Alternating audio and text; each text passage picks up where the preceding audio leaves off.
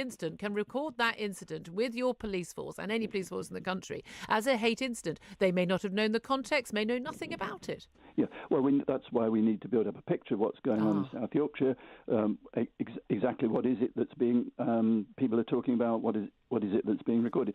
Then it's up to the police then to sort and to sift that and to say, well, in this instance, we think that was a non-crime, it was an incident, but nevertheless, it was a serious incident. It caused this person to be distressed, and that's what upsets people in our communities. And that's part of the job of the police, is to help people who are in distress, whether it's a crime or a non-crime. And but don't you think, and given we've got front page some of the papers today reporting that the National Audit Office is saying that police officers are arresting fewer people, putting patrols, they're struggling to deliver an effective service because of the cuts in numbers and in budgets. Do you not think that the South Yorkshire Police should be spending their time worrying about actual crimes as opposed to what you're already saying? You're not saying if you think it's a crime, report it. You're saying if you don't think it's a crime, report it. Given that in the last year, an independent report found that 17,000 crimes that were reported to the police were not recorded by the police, including very violent crimes in some cases, more than 1 in 10 of the actual crimes reported to South Yorkshire Police last year were not recorded by the police. If you don't have time to report actual crimes, to record those and investigate those, why are you spending time, or why are you encouraging officers to spend time investigating non-crimes? Well, with the greatest respect, I don't think you realise just how serious some of these I think I do. Are. And indeed, sometimes I think I do. I think if they're serious, they'll become crimes. Well, they're serious to the person who's affected, deeply serious, and they're serious not just to that individual, but to people. Give me an example of something that you think someone should report to the hurty-feelings hotline that's a non-crime hate incident. Well, the reason this arose is because we had an incident in Barnsley town centre on Saturday. Someone wielding a knife who was a member of an ethnic minority community. Rumours spread around about what was going on. There were hints about terrorism and so on. That produced a lot of racist language on social media, a lot of rumour flying about in the town, and some members of the community in that town were deeply affected by that and felt that they were under threat. And that's the kind of thing that happens all the time. Are you saying, when you say racist language, I didn't see those tweets, but I'm going to guess a lot of those were, people thought it was someone. I think I can't remember what their nationality was, but the view was it was a terror incident. It was an ISIS inspired incident, and then people might have been saying stuff about Islamic extremism, and you would have thought of this. You would view this as racist hate speech, right?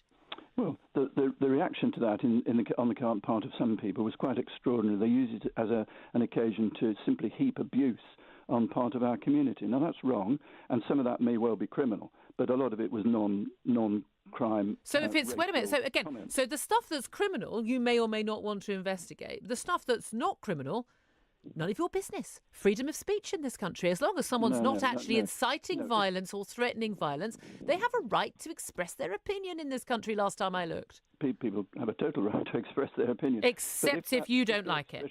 If the expression of that opinion leads them into a non-crime incident, which may well develop into a criminal incident. No. How does someone sending a tweet that hurts someone's feelings, it may be a tweet that you would never write, it may be a tweet that I would never write, it may be a tweet that I read and think, oh, God, they sound like a nasty piece of work. If it's not a crime, it's none of your bloody business. Well, it's all right for us to sit in our radio studios or in our offices saying this, but if you live in some of these communities where people are deeply affected by this, and that causes tension within our communities, that becomes an issue for policing. OK, well, let's talk about what causes tension in communities. OK, we go back many years, the South Yorkshire Police, and we look at what happened, the Hillsborough incident. That caused a lot of tension in terms of lack of trust. I know you weren't Police and Crime Commissioner. They didn't exist at that time. But then we go back not very many years at all to the Rotherham child rape gangs, when there are now 98 separate investigations into the failures of senior police officers to deal with this. Some 1,500 girls being routinely, daily gang raped, and the police decided to turn a blind eye to it. Do you not think that there will be an awful lot of people in the South Yorkshire area, your communities that you speak so much about, who might prefer it if the police spent their time investigating gang rape of teenage girls rather than people whose feelings are hurt on Twitter? If it's a case of either or, then of course that would be absolutely. It is a case of either or. You don't investigate all the crimes that are committed. Do you not think that once you've sorted out the actual crimes, maybe you might have time to deal with some of the non-crimes? No, because I think these are things that are affecting the police in policing on a daily basis. So it's very important that the trust between our communities and our police is re-established for the reasons that you've highlighted. Well, the trust will be re-established when you investigate, record and deal with and solve the crimes that are actually being committed. Of course it is, because we're talking about people in our communities who may be disabled. There are people who may have issues about their gender identity, which other people take exception to. There may be people of a particular faith. There may be people of a particular race, and that can be of any race, and it can go any which way. And that deeply affects those people as individuals, and it can affect. Do you know what also affects people? People being stabbed, people being raped, people having their homes burgled, people being mugged on the streets. You will be aware, I'm sure, that South Yorkshire Police has seen the area in your area the recorded crime has risen 30% compared with a national rise of 21%, including very, very serious violent crime. I'm sure some people's feelings are hurt, but is that a top priority for the police? Yeah, I was at a meeting yesterday in the Winter Gardens in Sheffield City Centre, where we were looking at knife crime, and we gathered together people from different communities. Now, some of those were people from different ethnic minority communities, precisely the sort of people who were deeply affected by the incident that happened on Saturday. And I think the people who were most affected by the incident on Saturday were the people who were terrified out of their wits when a 6-foot woman ran through the town shouting "kill, kill, kill" with a large knife in her hand. No, you're absolutely wrong. Partly because I suppose I'm wrong. Here. Well, you're wrong in the sense that it wasn't only those people. Those people were affected. No, I said the people who were most. You're telling me that someone who saw a nasty tweet the day after an incident in which someone ran down the street shouting "kill, kill, kill" in the middle of the city, and you're saying that no, their feelings may well have been hurt just as much. No, I'm saying to you that on Saturday when that incident happened, there were a lot of people affected, market traders, people who were shopping in the town centre, people who were passing by. They were deeply affected by that. Also, because of the vile racist comments that were put on social media and elsewhere and the rumours that ran around, other people were affected as well beyond the town centre, and that included some people from ethnic minority groups, not only in Barnes, but in other parts of South Yorkshire. You have repeatedly, in virtually every answer you've given to me, you've talked about our communities, you've talked about trust, and you've talked constantly about ethnic minority groups and religious groups. That has been the theme throughout all of your answers.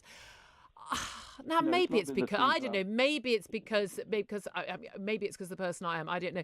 I think that most people in this country, regardless of the skin colour, their religion, or anything else, they just want the police to do their job. They want the police to be on the streets, but Bobby's on the beat. They want if they record a crime to have that crime investigated, and they want their work done. I don't think they think the police should be remotely involved in the communities, ethnic relations, other than where there is a crime involved. Well, I've no idea how you know more than I know when you don't even live in South Yorkshire, but I'm telling you that there are people who are deeply disturbed when they are attacked because of their disability, because of their sexual orientation, because of their faith, because of their religion, and so on.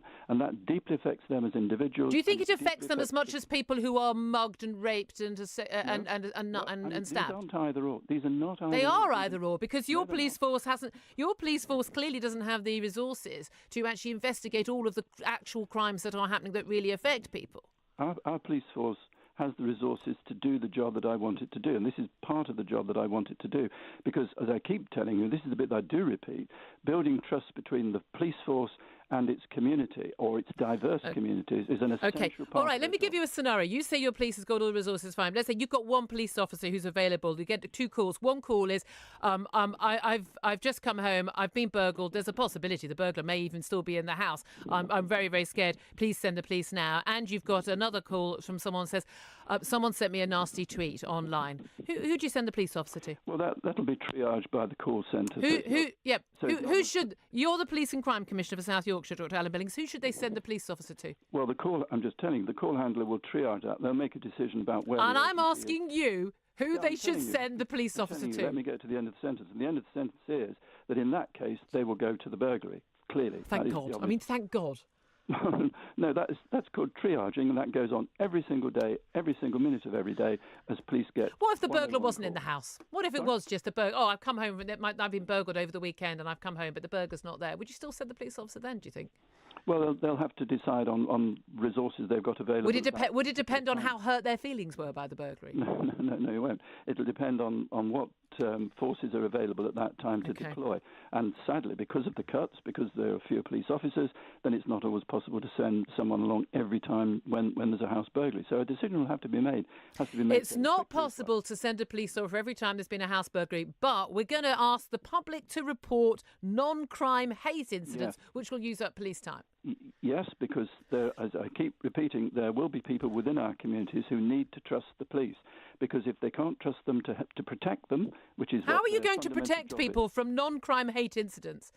How does what? How do you protect people? How does the police protect people from non-crime hate incidents? They're not crimes. None of your darn business. It's partly giving people who are deeply... I mean, some of these comments that are made, some of the things that happen to them are deeply troubling, deeply offensive. They're often borderline crime.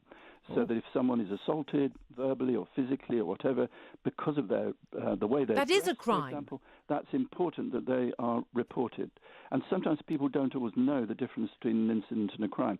So we want people to get into the way of reporting to the police, to see the police as their friends and people who will protect them and help them. Okay. Dr. Alan Billings, I'm just flabbergasted. I have to say, I was really hoping you would come on and you'd say, you know what, right, we should prioritise crimes. And I don't live in South Yorkshire. I don't claim to know South Yorkshire well, but I am pretty sure that if we did do a poll of people living in South Yorkshire, they would have a strong preference for the South Yorkshire police to spend their time dealing with actual, real crimes rather than hurty feelings online. Of course, police must deal with actual, real crime, and sometimes some of those crimes are hate crimes. Okay, thank you very much, Dr. Alan Billings, South Yorkshire Police and Crime Commissioner. Really appreciate that. Love to hear your thoughts on that if you were listening to that as gobsmacked as I am.